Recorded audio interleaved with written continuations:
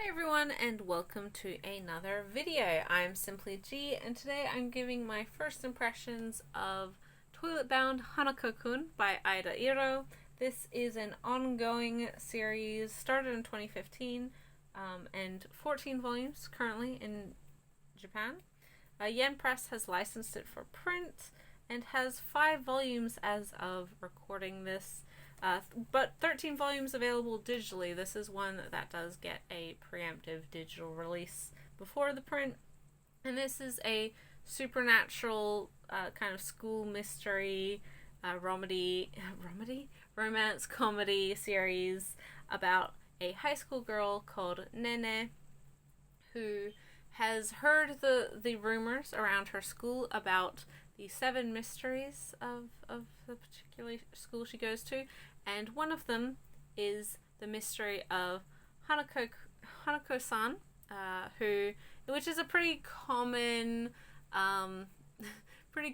superstition in Japan. You probably have heard of it before in relation to other series, other manga, other anime. You've definitely heard of it. You may not immediately have recognized it, but so the idea is that there is a ghostly girl in one of the toilet stalls in one of the girls' bathrooms, and if you call her name and ask her help for a wish, she will help, grant it, make it come true in all those ways that superstitions do. So Nene does so. She goes to the girls' bathroom, to the stall which it's been rumored that Hanako-san is hanging out, and asks her for help in the romance department. She is in love with one of her upperclassmen, and she's been pretty unlucky in love so far. She's definitely a romantic, a dreamer,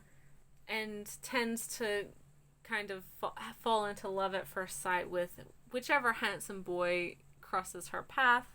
But she discovers that the Hanako-san at her school is actually a teenage boy ghost called Hanako-kun, and he's not too, he's happy to help her with her problem, but he's not going to give her any sort of magic solution as to fixing her issues.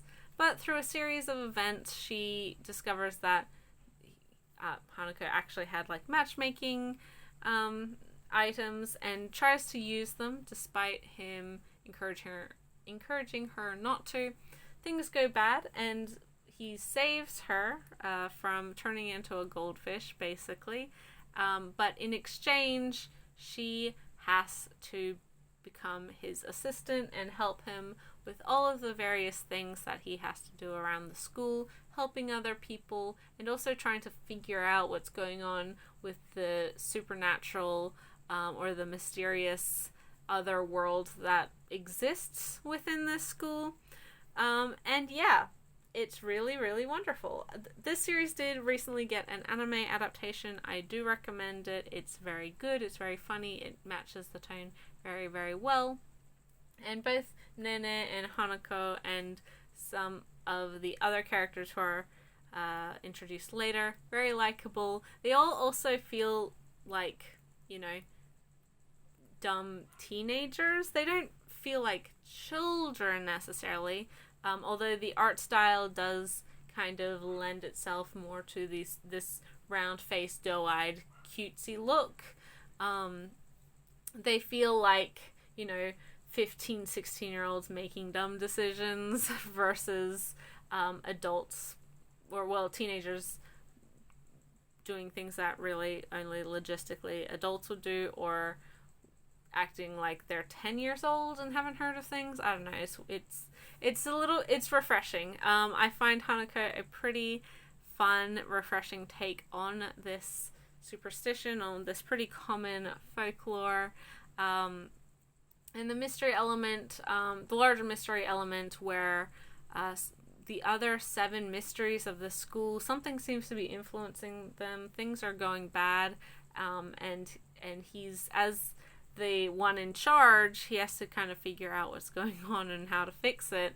I think that is handled really, really well.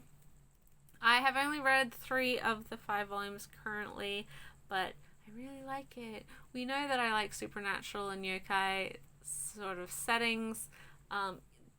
So far we've also had quite a few skirmishes with other school mysteries, and I think all of those are done really, really well. There's certainly a creep factor in there, but it's not overly terrifying. This is definitely not like a horror series, and it does balance that comedy aspect very, very well, but it keeps you, on your seat, keeps you engaged with the action and seeing how our characters get out of the various situations that they get themselves into.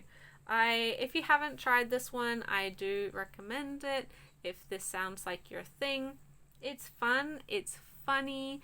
All of the characters so far have grown quite a bit over the course of the series as well, and it's one that looks and reads really well. I really love the art style of this as well. If you couldn't tell, I actually have the art book for this series because I love it that much. And Ida Iro has a great way of making her characters kind of revel in their personality and have a pretty distinctive voice amongst each other. There's nothing none of these characters are super duper unique, and none of these ideas are groundbreaking or super original, but the execution of them is done really, really well. The mystery as to who Hanako-kun actually is and why there seems to be a mysterious second ghost who looks exactly like him also wandering around the school is done very, very well.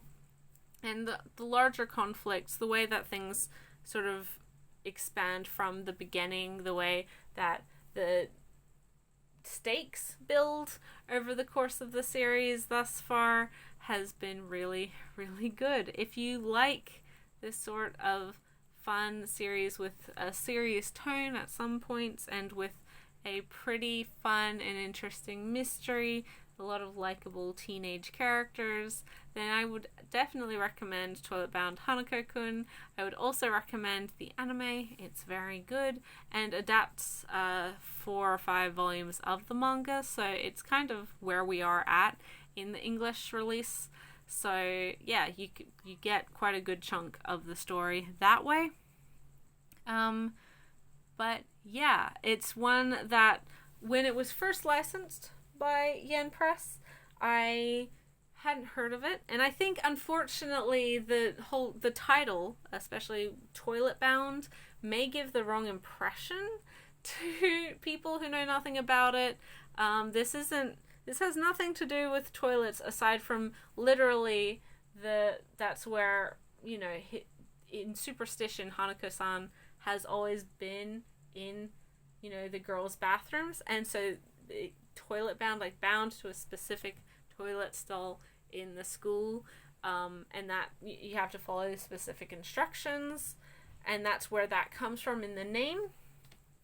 But it doesn't have anything to do with toilets. There's no toilet humor.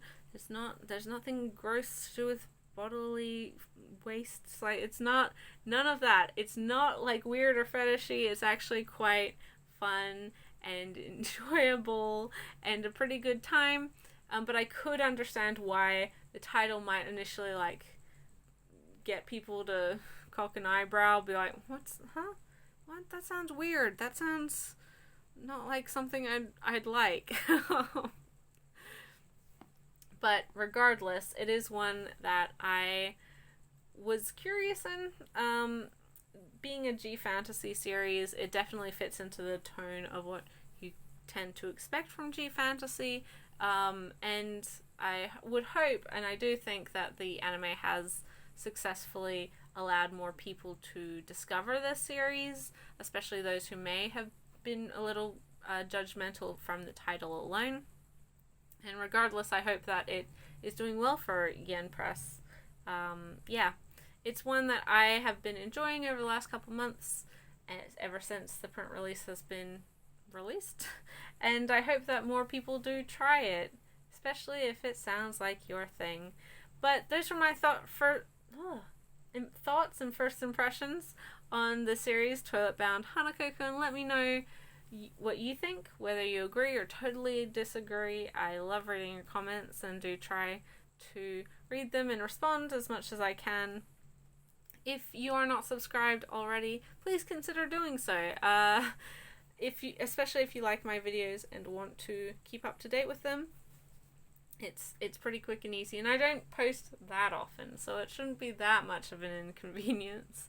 As well, you can always follow me on Twitter at CollectingG, which I will link in the description below as well.